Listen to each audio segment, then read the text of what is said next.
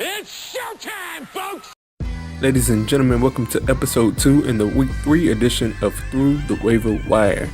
This upcoming week is setting up to be one of the busiest waiver wire weeks that I can remember in all of my fantasy football years of playing in 11 years.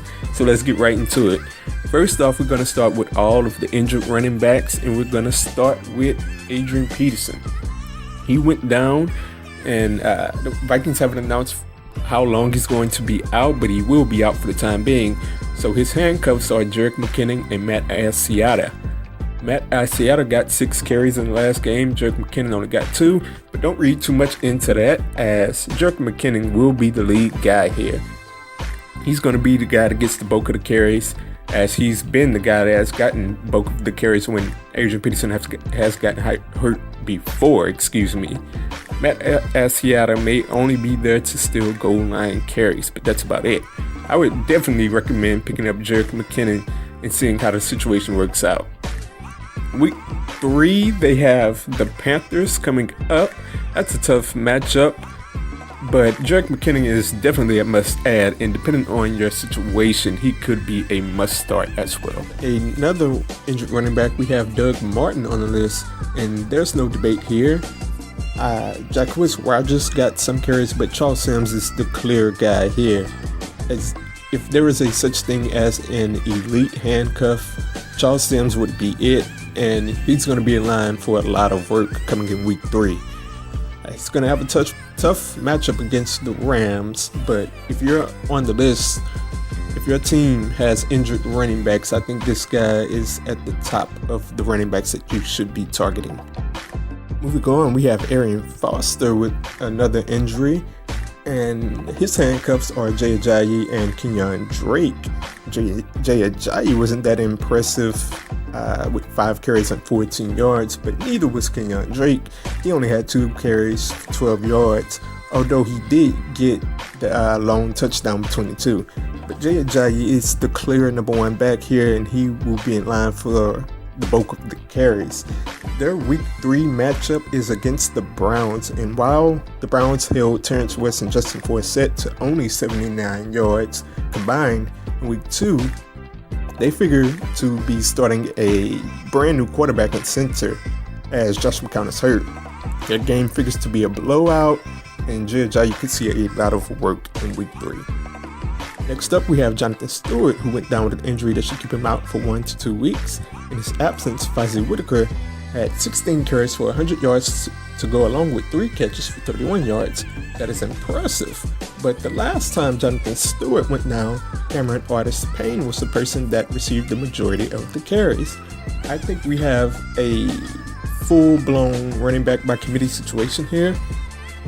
I should throw in that Cameron Payne was a healthy scratch in week 2, but I think he's going to get work in week 3.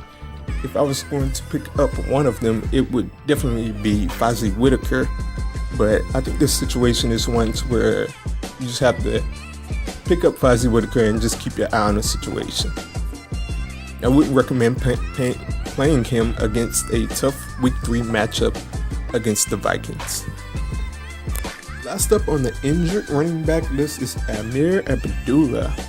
In his absence, Dwayne Washington had 4 carries for 31 yards, and he also saw goal line work.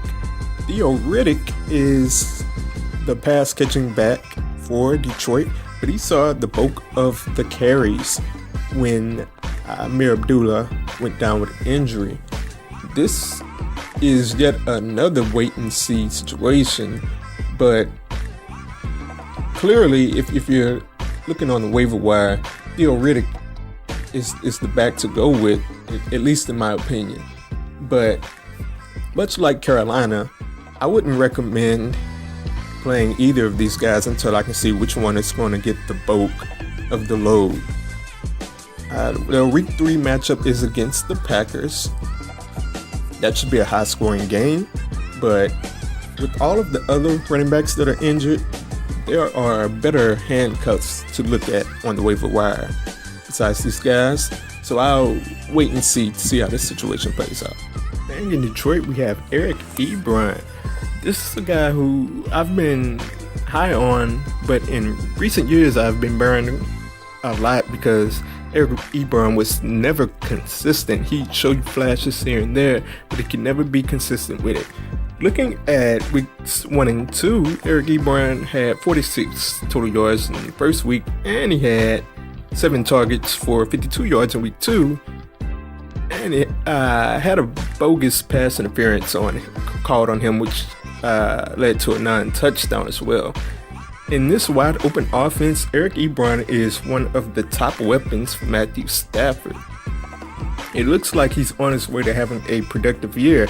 And in a year where tight ends are tremendously down outside of a couple, Eric Ebron is a nice fantasy waiver wire target if he's still there. Week 3 brings on the Green Bay Packers, and that could be a shootout. I can see Eric Ebron having a nice game in that one, so pick him up if he's on your waiver wire. Up on the list, we have receivers Travis Benjamin and Tyrell Williams, both of the San Diego Chargers. Yesterday, Travis Benjamin had 6 targets for 115 yards. If he's still floating around on your waiver wire, he seems to be the number one receiver for the Chargers, so pick him up if he still is. Also, we have Tyrell Williams. He had 6 targets for 61 yards and a touchdown.